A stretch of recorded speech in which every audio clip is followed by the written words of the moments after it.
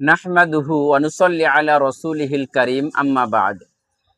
তো অনেক মা বোন, অনেক ভাইয়েরা আপনারা জানেন না যে কোন পশু দিয়ে কুরবানি করতে হয় এবং কোন পশুর মধ্যে আপনারা অংশীদার হতে পারবেন, কয়জন অংশীদার হতে পারবেন কুরবানির পশুর মধ্যে।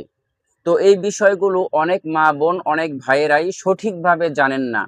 ইসলামিক শরিয়া অনুযায়ী কোন কোন পশু কুরবানি করা যায় এবং কোন পশুর মধ্যে অংশীদার হওয়া যায়, এই বিষয়গুলো আজকে আপনাদেরকে ক্লিয়ার করে দিব, আপনাদেরকে ভেঙে ভেঙে সুন্দরভাবে বুঝিয়ে দিব।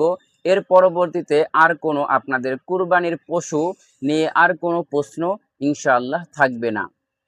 তাহলে চলুন, কোন পশু আপনারা কুরবানি করবেন, কোন কোন পশুর মধ্যে অংশীদার হতে পারবেন, চলুন এই বিষয়গুলো জেনে নেই।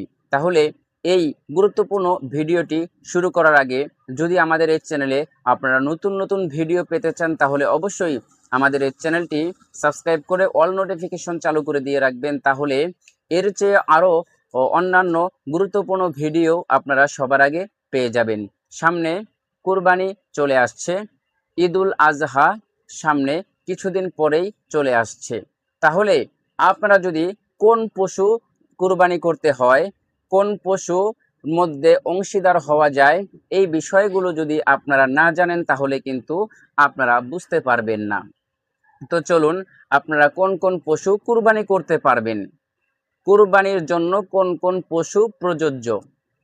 আপনি কিন্তু মুরগি কুরবানি করতে পারবেন না, এরপরে হাঁস কুরবানি করতে পারবেন না, রাজা হাঁস কুরবানি করতে পারবেন না। অনেকেই কিন্তু এই বিষয়গুলো জানেন না। তাহলে কোন পশু কুরবানি করা যায়?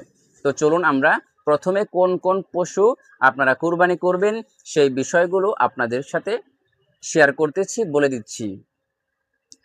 তো প্রথমে আপনাদেরকে জানতে হবে কোন কোন পশু কুরবানি করা যায়। তো এক নাম্বার হলো ছাগল। আপনি ছাগল কুরবানি করতে পারবেন। এরপর দুম্বা, এটাও কুরবানি করা যাবে। এরপর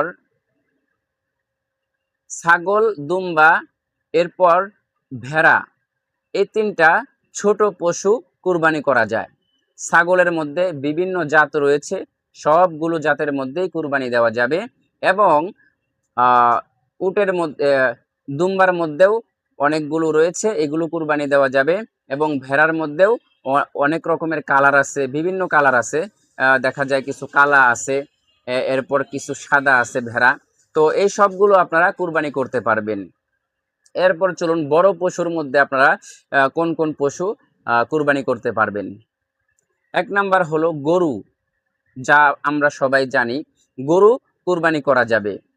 এরপর মহিষ আপনারা কুরবানি করতে পারবেন, কোনো সমস্যা হবে না।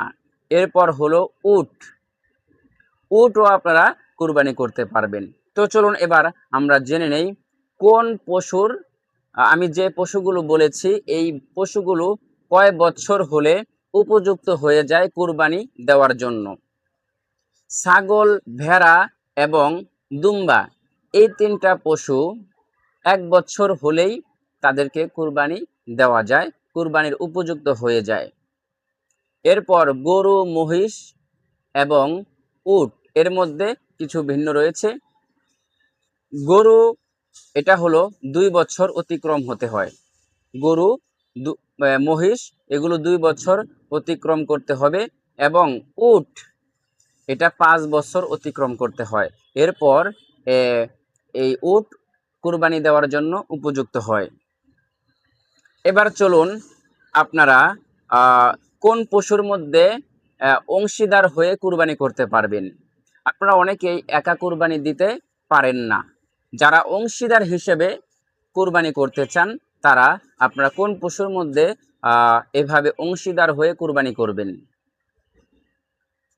ছাগলের মধ্যে একাই দিতে হবে, ছাগলের মধ্যে কোনো অংশীদার হওয়া যাবে না, ভেড়ার মধ্যে অংশীদার হওয়া যাবে না, দুম্বার মধ্যে অংশীদার হওয়া যাবে না। এগুলো একজন ব্যক্তি এককভাবে কুরবানি দিবে।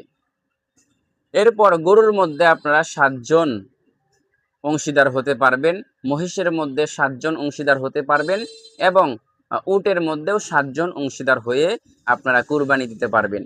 তো আমার প্রিয় মা এবং বোনেরা, আশা করি আপনারা সকলেই কোন পশু দিয়ে কুরবানি করা যাবে এবং কোন পশুর মধ্যে আপনারা অংশীদার হতে পারবেন, কয়জন অংশীদার হতে পারবেন, এই বিষয়গুলো আজকের এই ভিডিওতে আপনাদেরকে ক্লিয়ার করে বলে দিয়েছি।